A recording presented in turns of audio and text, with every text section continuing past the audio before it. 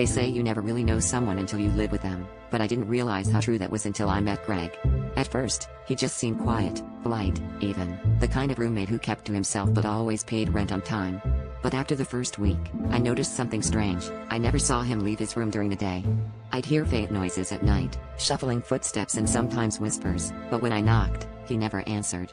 I shrugged it off, thinking maybe he just worked nights or was painfully shy. Then the notes started appearing. They were always left on the fridge or slipped under my door, written in a deep, rusty red. At first, I thought it was some kind of ink or marker, but there was a metallic tang to the scent that made my stomach twist.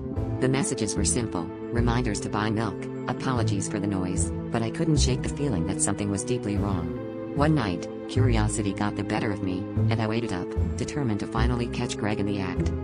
Around 2 a.m., I heard the floorboards creak outside my room.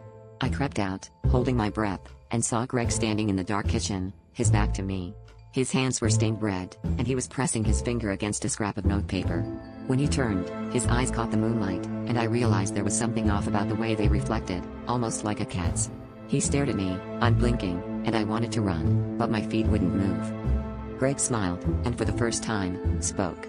"It's easier to write to you this way," he whispered, voice low and strange. I glanced down and saw the note he'd been writing, "Don't open your door after midnight." As he slipped away into the shadows, I realized the red stains on his hands weren't his own. And as the sun rose without him ever returning to his room, I understood. I was the one who'd been leaving, every night, without knowing it.